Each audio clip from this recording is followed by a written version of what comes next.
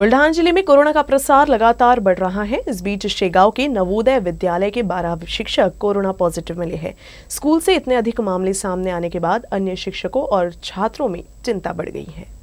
बुल्ढाना जिले के शेगांव में जवाहर नवोदय विद्यालय के 12 शिक्षकों की कोरोना जांच की गई।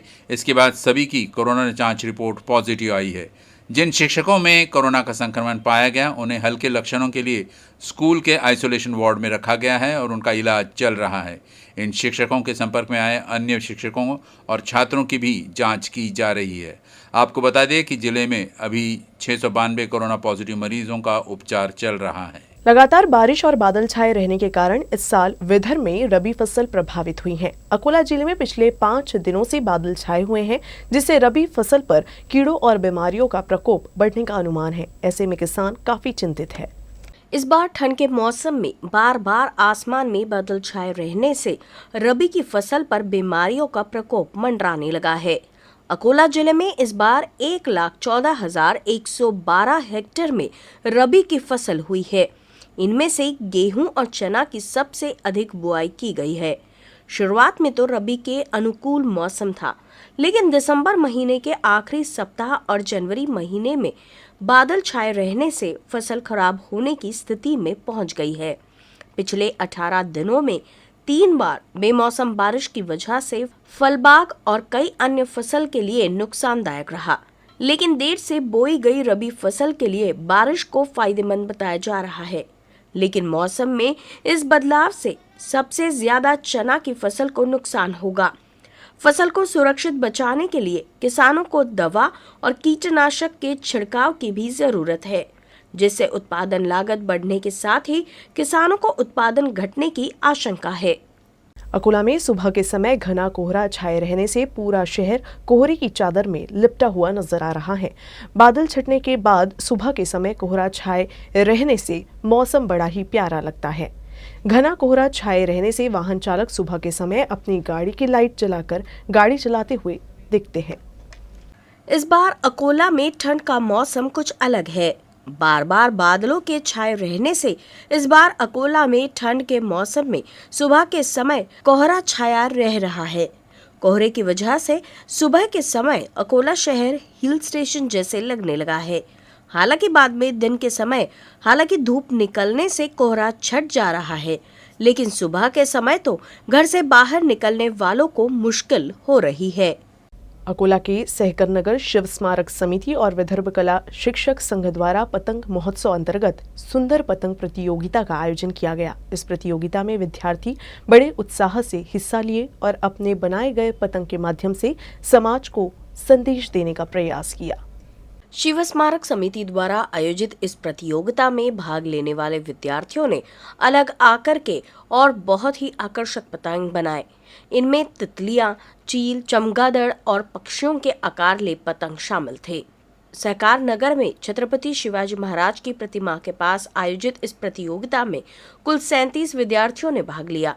3 समूहों में आयोजित की गई प्रतियोगिता में कक्षा 5वीं से 7वीं के छात्रों के लिए एक समूह, कक्षा 8वीं से 12वीं के छात्रों के लिए अन्य समूह और एक खुले वर्ग के लिए विद्यार्थी शामिल हुए।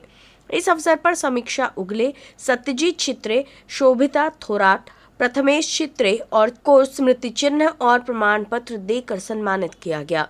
इस समय पांडुरंग जी कारणे, राजेश कारणे, श्री कृष्ण खाड़े, बाळ कारणे, विश्वासराव देशमुख, तुषार जेले, पंकज जैले, शरद कोकाटे, आशीष चौथे, डॉक्टर राजेश्वर बुंदेले, विवेक थोसर, संजय शेरेकर, प्रमोद थोसर, सचिन तायडे, प्रकाश देशमुख, विलास राउत आदि उपस्थित थे। कार्यक्रम का समापन पर्यावरण की रक्षा करने और नायलॉन मांजा का उपयोग नहीं करने की शपथ के साथ हुआ। पतंग बनवणे हे आता कालबाह्य होत चाललेलं आहे। प्रत्येक विद्यार्थी हा पतंग विकत आणतो आणि उडवतो। तर पतंग बनवण्याची कला आणि त्याचे हस्तकौशल्य विकसित व्हावं या उद्दिष्टाने ही स्पर्धा घेण्यात आली आणि त्याचबरोबर जो नायलॉनचा मांजा आहे हा विद्यार्थ्यांनी वापरला नाही पाहिजे हा संदेश सुद्धा या स्पर्धेच्या माध्यमातून देण्यात आला। परफॉर्मन्स त्याच्यात मिळालेला आहे आणि विद्यार्थ्यांनी शिवस्मारक समिती आणि विदर्भ कला अध्यापक संघ नेहमीच अशा प्रकारचे उपक्रम नेहमी सादर करत असतो। तर अशा उपक्रमांमधून मुलांमध्ये एक वेगळी आवड आणि हे निर्माण होते. शिवस्मारक समितीने मला अशी प्रोत्साहन दिलेलं आहे की मी आता माझ्या घरी स्वतःच पतंग तयार करतो आणि मला हे खूप आवडते, कारण की आधी आम्हाला तर माहीतच नव्हतं की कशी पतंग बनवतात. पण आता शिवस्मारक समिती विदर्भ कला स्पर्धांनी अशी मला संधी दिलेली आहे, हे मला खूप आवडलेलं. अकोला के सराफा बाजार स्थित मुनगांवकर ज्वेलर्स पर करीब 150 लोगों के लाखों रुपए ठगने का आरोप लगाया गया है. आरोपों के मुताबिक ज्वेलर्स मालिक ने अपने पास सैकड़ों लोगों से लाखों रुपए जमा कराए. हालांकि पिछले 9 महीने से मालिक ने ग्राहकों के ब्याज देना बंद कर दिए, दुकान बंद कर फरार हो गया है. इस मामले में पीड़ितों ने मालिक के खिलाफ फरार होने की शिकायत दर्ज कराई है. अकोट फॅलमध्ये राहते. माझ्या पोरीच्या नावाचे लग्नाचे पैसे टाकलेले होते मुनगावकर ज्वेलर्समध्ये. त्यांनी तारीख दिली होती आज 15 आणि 16, पण अजून काहीच दुकानाचा आता पत्ता नाही. त्यांच्या दुकानं उघडले नाही, मालक पण नाही आहे, कोणीच काही केअर करू नाही राहिला. आमचे पैसे आम्हाला परत मिळाले पाहिजे. कायदेशीर काम होणार, कायदेशीर कानूनने आमचे पैसे आम्हाला गोरगरिबांचे जेवढ्यांचे जमा झालेले तेवढी रक्कम वापस करा. अमोल भाऊ मुनगावकर यांनी आमचं हे काम करून द्या. राष्ट्रपिता महात्मा गांधी के खिलाफ विवादित वक्तव्य देने के आरोप में गिरफ्तार कालीचरण महाराज के समर्थन में हिंदू स्वाभिमानी संगठन उतर आया है. संगठन ने शनिवार को कालीचरण की गिरफ्तारी के विरोध में अनशन शुरू कर दिया है. इस दौरान प्रदर्शनकारियों ने कालीचरण महाराज की तत्काल रिहाई की मांग की है. रायपुर में दिए गए बयान को लेकर कालीचरण महाराज के खिलाफ विभिन्न जगहों पर अपराध दर्ज है, इसीलिए उन्हें गिरफ्तार किया जा रहा है. कालीचरण महाराज के रिहा होने तक हिंदू स्वाभिमान संगठन के 2 महाराजाओं ने जिला कलेक्टर कार्यालय में अनशन शुरू कर दिया है. जो कालीचरण महाराज जी ने वक्तव्य किया है और उन्होंने कुछ गलत नहीं कहा है, और कोई ऐसे देश के संविधान में लिखा नहीं कि देश का कोई राष्ट्रपिता हो सकता है. हाँ, और इसी कारण हम यहाँ पे उपोषण के लिए बैठे हैं. कालीचरण महाराज जी की रिहाई जब तक के नहीं होंगी हमारा उपोषण नहीं टूटेगा. ये साकली उपोषण चलता रहेगा. हर हर महादेव, घर घर भवानी, जय श्री राम. फसल बीमा मामले पर ध्यान नहीं देने पर स्वाभिमानी शेतकरी संगठन ने किसानों के साथ कृषि विभाग के सामने धरना आंदोलन किया है. इस बीच आंदोलनकारियों ने कृषि विभाग पर फसल बीमा कंपनी का समर्थन करने का आरोप लगाया है. समय समय पर स्वाभिमानी शेतकरी संगठन की आंदोलनकारी भूमिका के बाद शासन द्वारा बुल्ढाना जिले के लिए फसल बीमा स्वीकृत किया गया. फसल बीमा स्वीकृत होने के बाद राशि भी किसानों के खाते में जमा कर दी गई, लेकिन इस मामले में भी बीमा कंपनी कई लोगों के खाते में कम भुगतान करती है और फिर भी कुछ के खाते में भुगतान नहीं करती है. नदी किनारे किसानों को भारी नुकसान होने पर भी राहत देने के लिए स्वाभिमानी शेतकरी संगठन के विनायक सरनाई के साथ किसान 13 जनवरी से अन्य मांगों को लेकर कृषि विभाग के सामने धरना प्रदर्शन कर रहे हैं. आंदोलन कर रहे किसानों ने कृषि विभाग पर कड़ाके की ठंड के बावजूद समय समय पर उनकी मांगों की अनदेखी करने का आरोप लगाया है. करणाऱ्या पीक विमा कंपनीचं करायचं काय? विमा कंपनीवर गुन्हे दाखल, विमा कंपनीवर गुन्हे दाखल, शेतकऱ्यांना पीक विमा मिळालाच पाहिजे. शेतकरी एकजुटीचा, शेतकरी एकजुटीचा.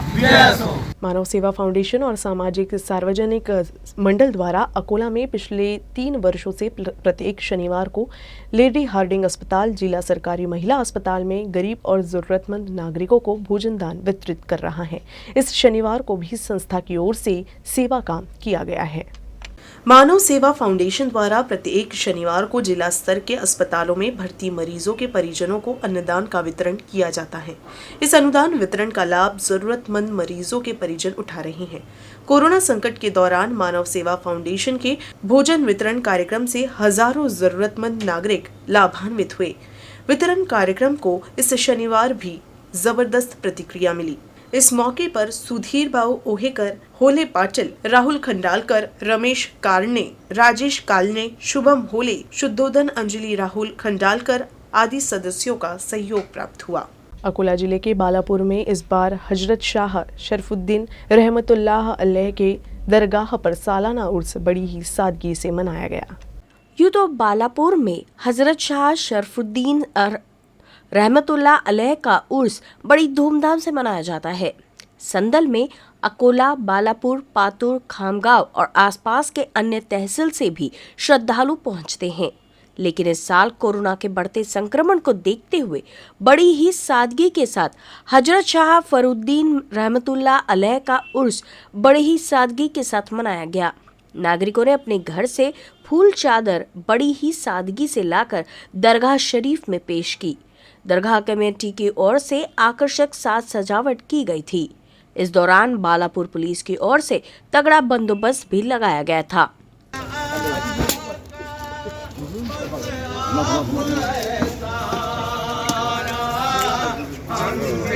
न्यूज़ रूम से बस इतना ही। खबरों का सिलसिला यूं ही चलता रहेगा। आप देखते रहिएगा UCN न्यूज़ अकोला।